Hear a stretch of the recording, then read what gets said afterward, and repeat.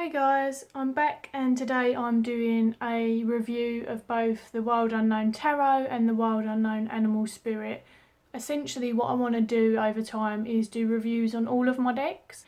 This is the second edition of the Wild Unknown, so it's still it's still an indie deck, and this is the first and only so far edition of the Animal Spirit. However, these two are the ones that have got the same cardstock. These two work beautifully together. If you have got the mass-produced version of this, I hear that soon the mass-produced version of the Oracle will be coming out. Keep your eyes out, because I'd imagine that will be on Amazon. Let's start off with the tarot. They come in these awesome tuck boxes, and they've got these little cut out bits, which I can't tell you, I'd never really put much thought into it until I got a box that was still gorgeously made like this but without these bits. And you'll see from this box later, this one slides off all by itself. The other one likes to put up a bit of a fight. When you buy the difference between the mass produced and these indie ones is they come with this really cute little pull out as well, because you have to buy the book separately and some people might not want the book. This may just be enough for you, but also it comes with a little surprise inside. Let's just get the box out of the way. I do not need bags for this deck because the box is so good, and the box doesn't damage the cards, which hallelujah. It's got a little ribbon, and then it's got this on the inside.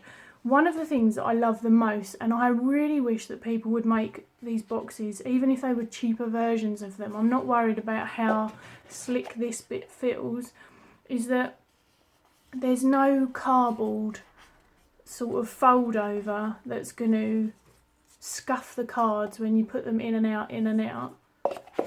Love. I'm a bit of a box nerd. Now, this little guide that comes with it has got a breakdown, and again you guys, if you're buying the mass-produced version you're not going to get this with it. This has got a little breakdown, and as you can see, so the Ace of Cups, Love's Beginning, just keywords for people who may want a little refresher. It discusses the major arcana on the other side, and it's got 3 spreads, but obviously not the breakdown to them. The bit that excites me the most about these is that you get a card in them. It's going to be really hard to show you. I got the 10 of Pentacles. What a cool card to get. I was very, very happy with that. I do want to frame them at some point. Because I bought the book, I don't use this little bit. Now, card backs. And they, as I say, they're exactly the same as these. However, these are a lighter grey. The same cardstock. It's really sturdy. I really like this cardstock. I think it's pretty much perfection. It holds up pretty damn well. And they're a great size. So I'm not going to because I've put them in order, but I can overhand shuffle them sideways. I don't rifle shuffle, so I can't comment on that. Before we go through the deck, I'm just going to give you a little look-see at the book. This is if you buy it. Again, if you get the mass-produced, then it will come with a book. It's got a breakdown of the major and minor arcana, the suits, the court cards. It's got a nice little bit for beginners. If you are a beginner and you're looking at this deck, it's worth getting the book. Some spreads, and then this book, it goes straight into the suits, and the majors are actually at the back. It's all in order still. The suits are split by these black pages, so they're quite easy to find. And for every single one, you've got a couple of keywords at the top. So for the 2 of Wands, we've got determination, direction, and then a little blurb.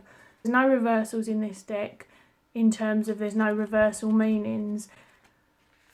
Again, it depends if you want to read reversals or not, but I think that this is quite a useful book still. One of the only things you'll notice is that This book was brought out with the first edition, and a couple of the cards were changed. The Seven of Cups is one of them, so the Seven of Cups will be a different picture. And if I can find it, here we go. So that is now the Seven of Cups. I can't imagine why that would bother anyone, and I'm pretty fussy, but it doesn't bother me, and it's 2-3 cards at most. Naturally, the meaning's exactly the same.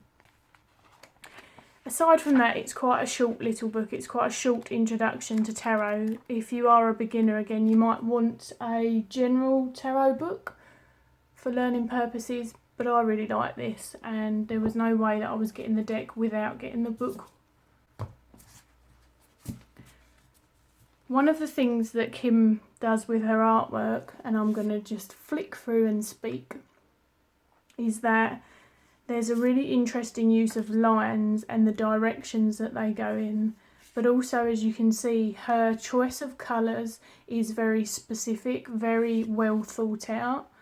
The cards are very complementary of each other. These two I like particularly, and I've spoken in another video about them, about how I like the representation of the yin and yang, the masculine and feminine energies, taking away all of the stigma about what masculine and femininity are supposed to look like, or if you're feminine then you've got to have long flowy hair and blah blah blah. That's one of the reasons why I was really called to this deck in the beginning. It would be fantastic for working with chakra, if that's something that you work with, just going on the colours that are incorporated, if they are at all. As you can see, pure black and white on Justice. Again, that real yin-yang energy going on. Justice is 8 in this deck and Strength is 11.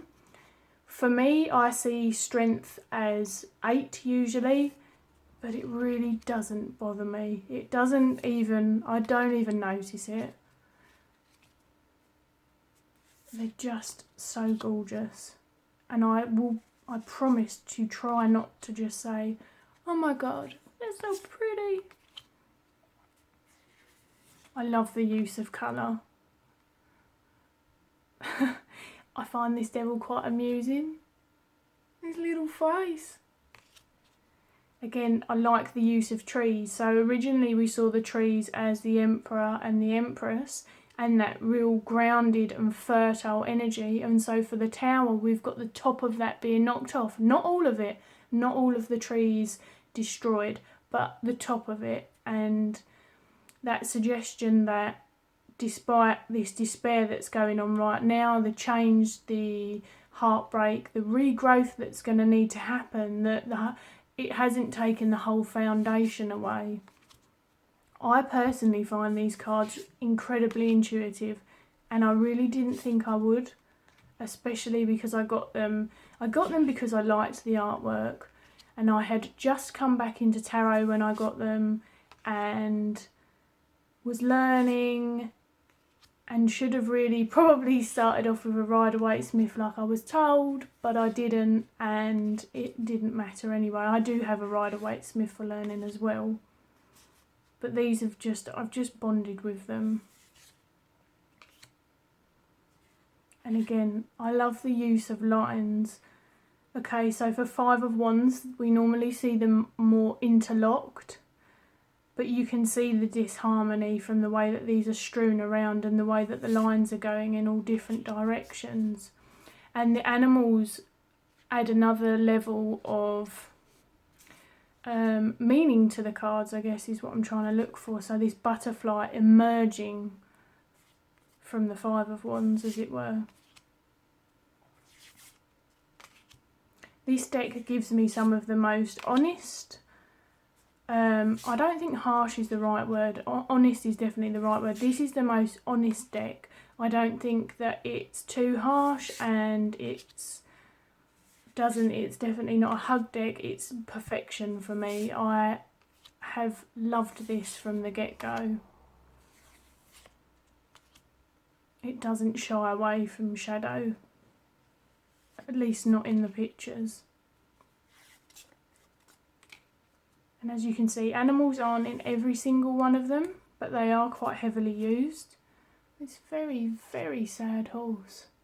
He looks incredibly depressed.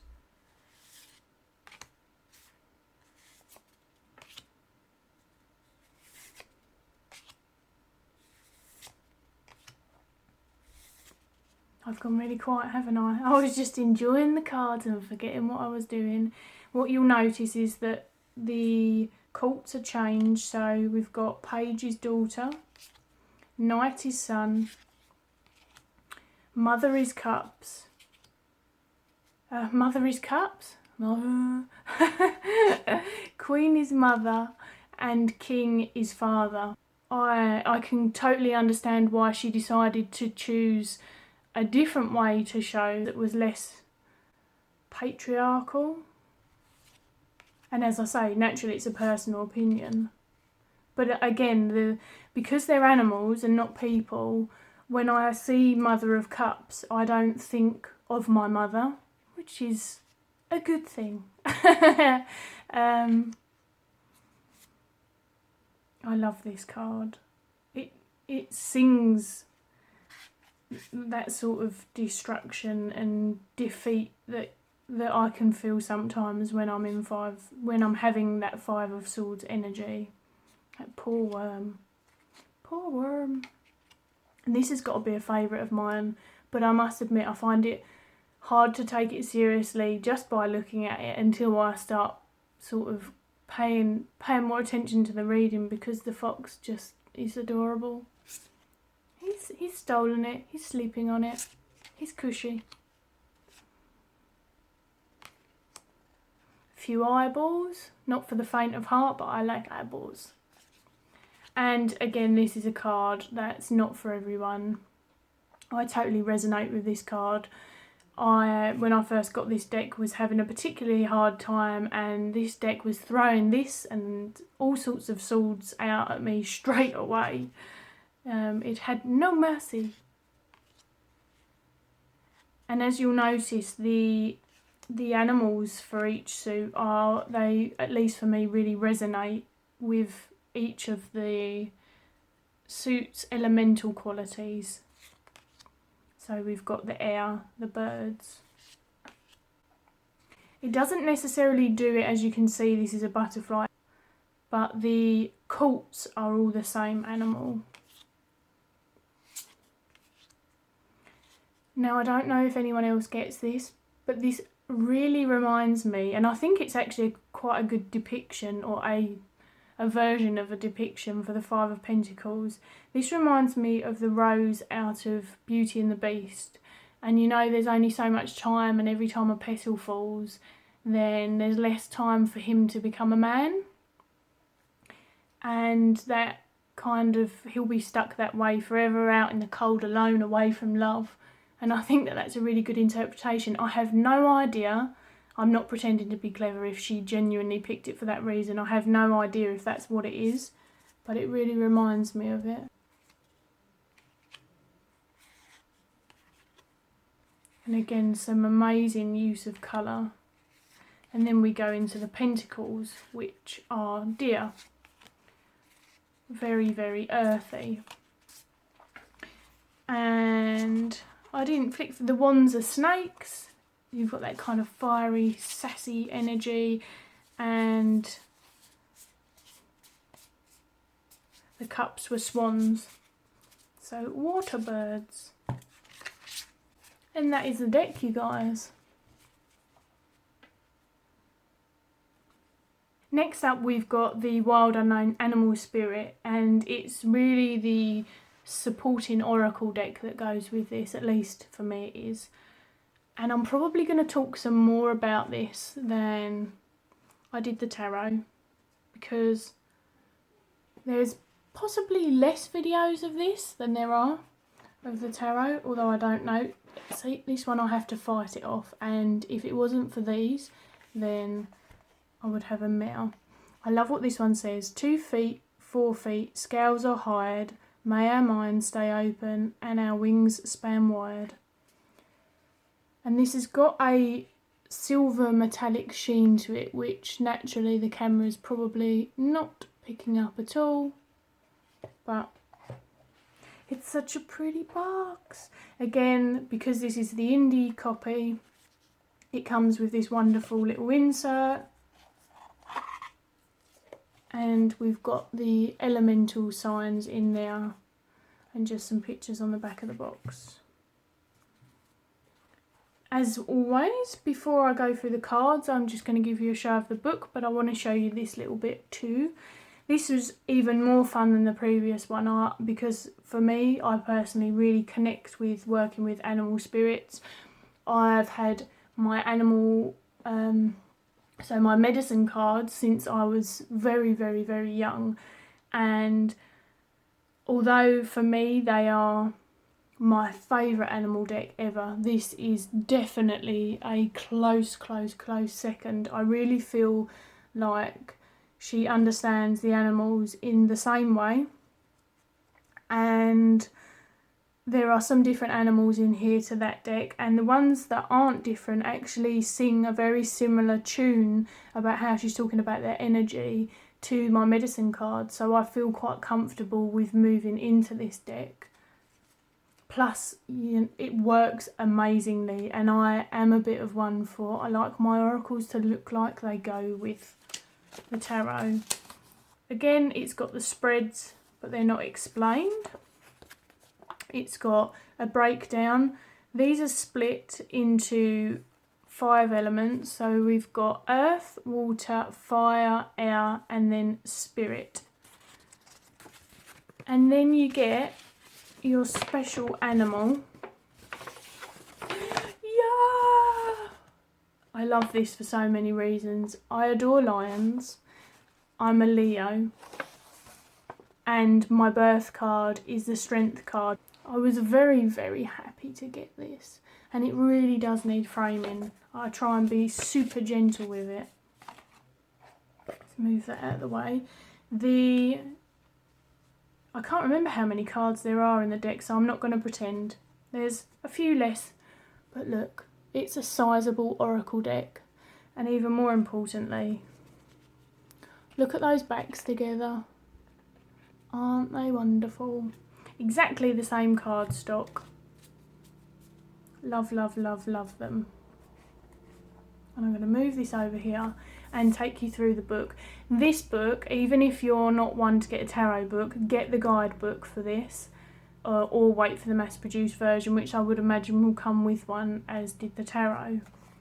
Because this is really interesting. Once she's gone through her little story, which I'm not going to read you because I feel like that's something that I would want to wait for and read myself. She does discuss the difficulties when making any animal deck of picking their elements, and also the fact that they're just not going to have every animal in them. However, rightly so, she does encourage you to think, okay, well, there's not dog in this deck, but think about all of the other things in the deck that may resonate very closely with dog. So, for example, wolf and their ancestry. She does try and help you make ties, and no animal deck is going to have anything. I am yet to find an animal deck with snails in. I have now got 3 animal spirit books, none of them mention snail. If little snail's bringing you energy, then you're buggered, basically. Anyway, she breaks down the 5 elements. Creatures of the ether for spirit. She goes into using the deck. What's my spirit animal? What to ask when. There's some really nice spreads. However, in a minute I'm going to show you a spread that I found, I believe it was on her website, so on the Wild Unknown website, for using with both of these decks, working with the elements in particular, and much more fun and much more tailored to this deck. So I couldn't understand why it wasn't in here, because there's not an animal specific one in here. But you can find it, you can jot it down like I did. Now, the deeper insights is one of the bits that is worth reading. Essentially what she's saying here is that The cards are split into the elements, and then within those elements, the particular order that she's chosen is to do with how much that animal is within that energy. And she gives an example, and I'm trying to remember without reading too much of the book, about the air element and how a moth is very I guess their movements are almost agitated, aren't they, the way that moths do. So their consciousness within the air element is expressed in a completely different way.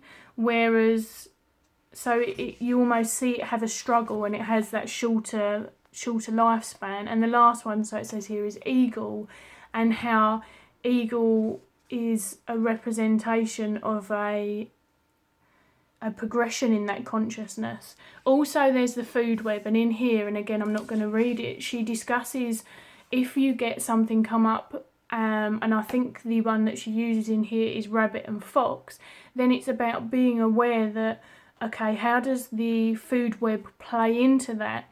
Well, the fox would be the rabbit's predator, so what's going on with both of those energies? That's completely awesome, and I'm an animal deck fiend, and I will do an animal deck video at some point. The nature of connection, and she does talk about apex predators as well, and how that all interplays. And the reason I'm telling you is for anyone who is confused as to why they're set out in a specific order and not alphabetical through the elements, it's very consciously chosen. She has done that for a reason. And if you can hear that scritchy scratchy noise, that is my animal, my little feline, telling me that she wants me to open the door. I'll be back. She was having a very cat moment. I don't want in, I don't want out, I want options. And I can totally respect that. I want options all the time. But my other half is playing PlayStation in the front of the house, and I don't want everyone to hear. There we are. Back to what we were doing. Then it's broken down into the elements. And the reason that I would encourage you to get this book in particular, obviously it's really interesting to hear the artist's own interpretation of each of the animals.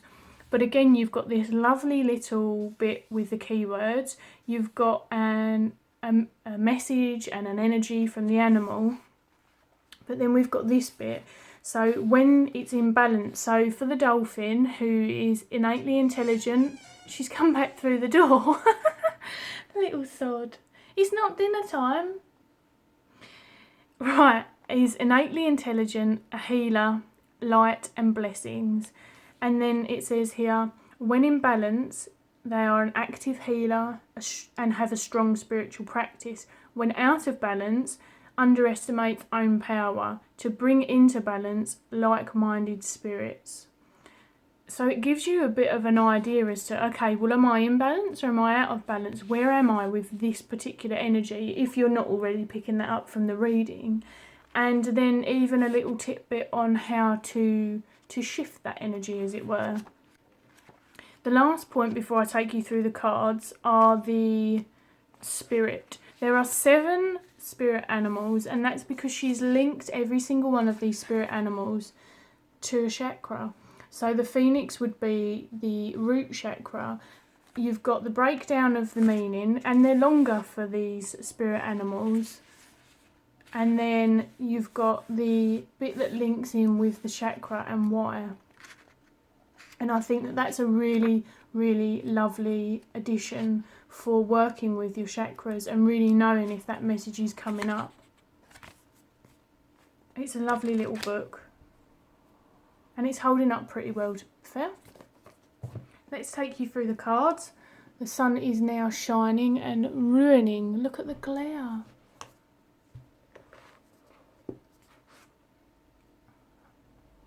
I will attempt to fix the glare. I have put these in order again so that you can see the order of the way that she envisions them. So Bear, for example, despite having that really earthy energy, Bear likes to hibernate. So that's a good expression of where they are with the consciousness of that earth energy. Little rabbit. Again, a really interesting use of colour in these cards. Very much, at least for me, like when I see fox and I see these colours around the fox, they fit so well. That's a really interesting one. So you wouldn't necessarily have thought buffalo before lamb, but again, if you think about their behaviour, and that's really what she encourages you to do, is to consider these animals in their actual environments, day to day, how they behave. And wolf. Oh, wolf isn't the last one, horse is the last one, that's right. Look at that. He looks pretty damn sturdy, to be fair. Then we move into water. Look at that. That just speaks alignment to me, that card.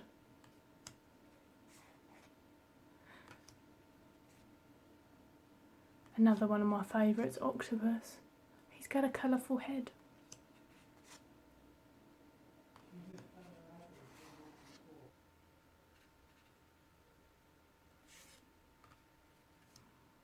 Cutie little otter. It's really interesting how she's done that shark artwork. It's all dots, no lines at all really, I don't think, apart from maybe the swirl in the eye. Her artwork alone just astounds me. And then naturally, the whale is the last one. And I don't know about you, but I totally see the whale as a very spiritual being and very healing as well. I was talking to a friend when we was having a tarot day earlier this week about how when people are stressed and need soothing, or when they can't sleep, one of the first sounds that people tell you is go and get whale sounds to listen to. And that real deep magical noise that they make underwater that can communicate for miles. It's a pretty special animal. We move into a fire with the little fire ant.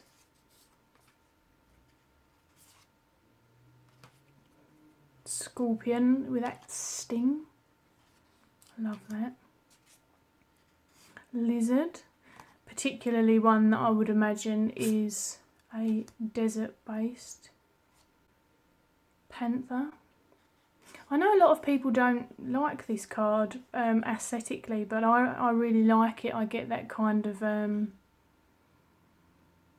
powerful cat energy and that desire to protect yourself. I can't remember what Panther says, but I know that it's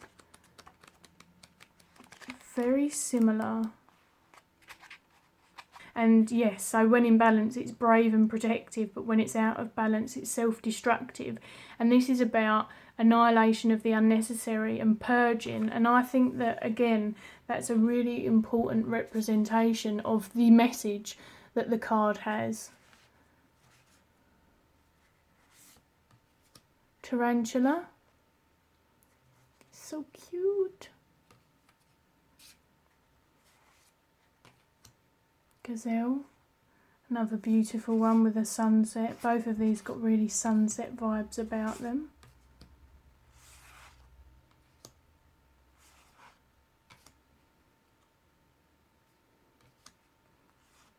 And then elephant is the last one. And then air.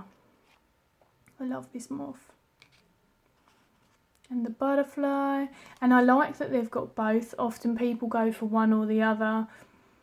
Again, as we said, you can't have every animal in a deck, but when people have one or the other and then they say for both, see this card, I don't resonate the two things behaving the same way. So I really enjoyed that she had both. I love bats. This is my favourite bat card ever. It's so pretty. She draws bats so well. This and the Hanged Man look awesome together. Firefly, another representation that I love because there's nothing around the firefly. This is the firefly enjoying its natural freedom. And the bee is our friend, people. We need the bee. I'm not going to lecture you about it, but seriously, when you see a bee in need, prioritise it. Otherwise we're going to lose them, especially honeybees. Hummingbird. The vulture. I'm loving the purple vibes around this card. We've got the crow.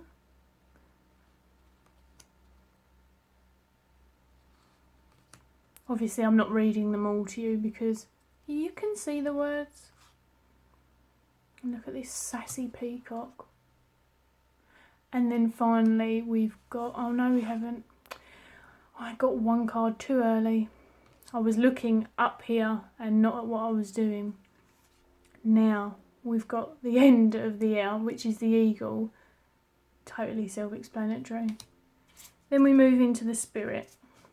And these, yep, all of them have got, and again, I really don't know if it's going to pick it up, maybe it will in the sun, a little silver metallic bit like the same as what's on the box. Just a pretty added touch that I wanted to let you know about. So remember, these are the chakras as well. So we've got the phoenix,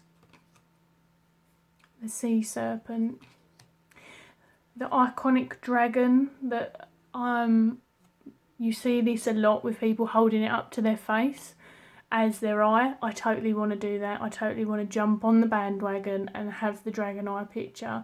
And obviously it's on the book and it's on the box. We've got the golden egg and the black egg.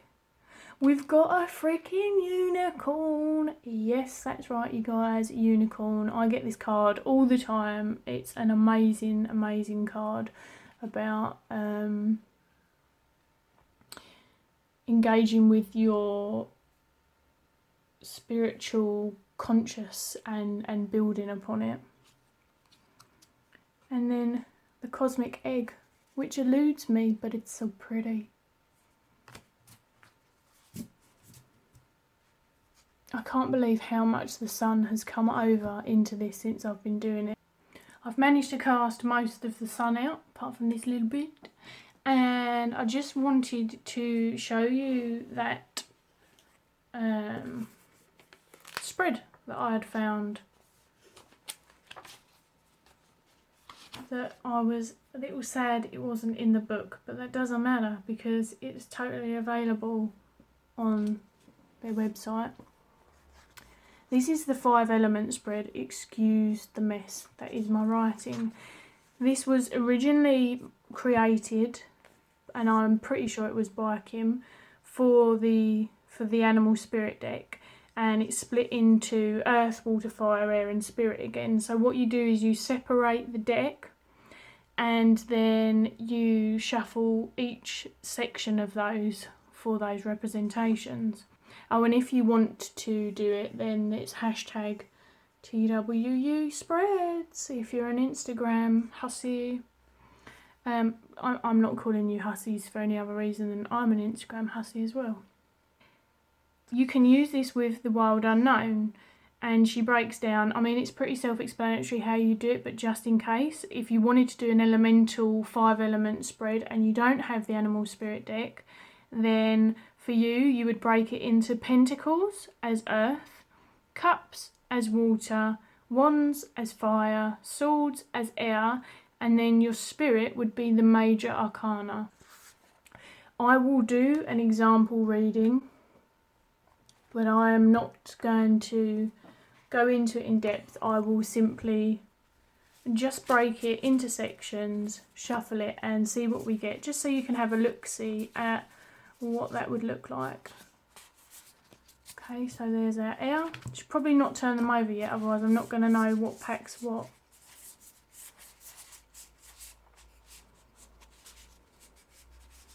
And we've got our fire.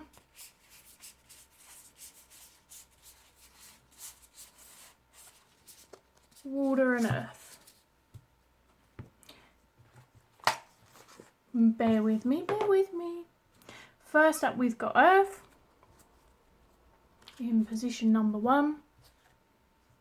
I don't think I'm going to be able to make a star like it is, but I will try. So as I said, these are really easy to overhand shuffle, and I never shuffle on camera because I'm horrendous at it. Now our earth element represents our foundation or sense of stability, finances, work, family, home, etc. We've got buffalo. And I'm saying we because, you know, you're in on this, unfortunately now. And next up we've got water. Let's have a look, see. Water is represents our emotional world, the health of our relationships, as well as our flow of creativity. Let's stop with this one. And for water, we've got shark. Dun, dun, dun, dun. Don't mind me. Just having a little moment. Next up we've got fire. And fire element, it's representing aspects of our ego, confidence, sense of self, willingness to grow and transform. Let's go with this one. So for that, we have got Scorpion. This is interesting. This is entirely different to what came up for me when I genuinely did this spread. And this spread is on my Instagram, hidden somewhere from when I first got this deck, so way back into January. If you're really bored, you can look, if you want to stalk me. Next up we've got air, which is the element that indicates our current relationship to movement, change, travel and inspiration. And we've got hummingbird. I have done these in the particular order to the spread. I'm not just being random with them.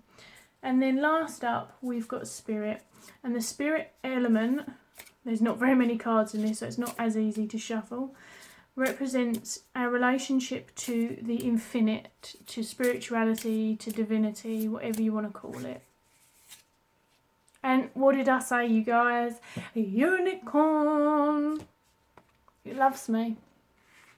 It loves me, loves me, loves me. I'm not a very clean YouTuber, am I? It's kind of shifting things around everywhere. Let's have a look-see. We've got our earth, which is our buffalo. Buffalo. This represents our foundation, so our stability, our finances, work, family and home. And this is saying it's grounded, yet heavenly, and practical yet spiritual.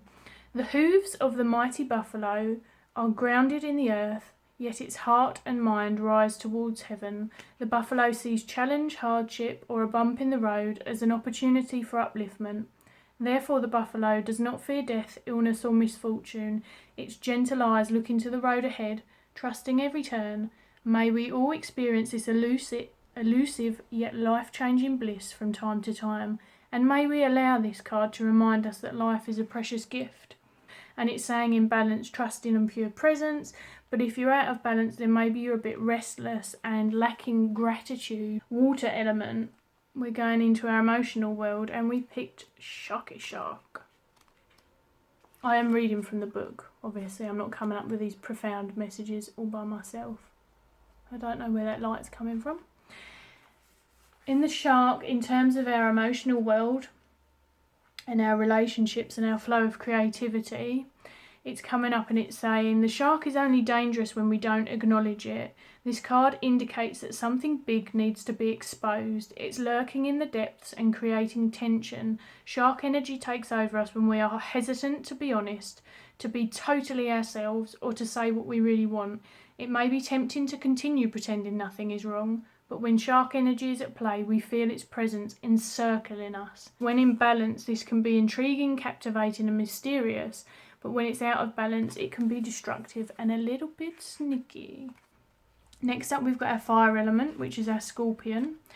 And this is our ego and confidence and willingness to grow and transform. The scorpion's passionate, competitive and tends towards isolation.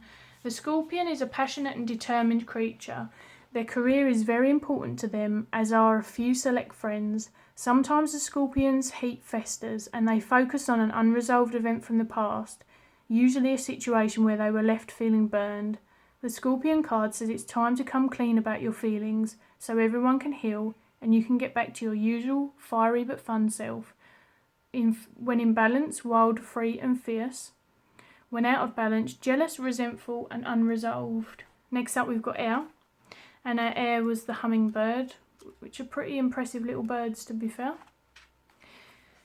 And our air is our movement and inspiration and change. Positive, enthusiastic, spiritually resourceful. Inside the tiny hummingbird resides an endless well of energy and positivity. The hummingbird's secret is that they have learned where to gather nectar, and they return to these sources daily for nourishment and rejuvenation. This sacred elixir springs from many sources, but usually involves nature, creativity, and exploring spirituality. Follow the way of the hummingbird, and you cannot go wrong. Every droplet of life becomes sweet, every moment worth savouring.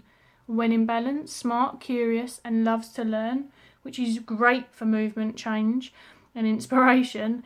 And when out of balance, pushy, insistent, and sharp. And lastly, we've got the unicorn, which, although I almost know this card off by heart, I will read it to you.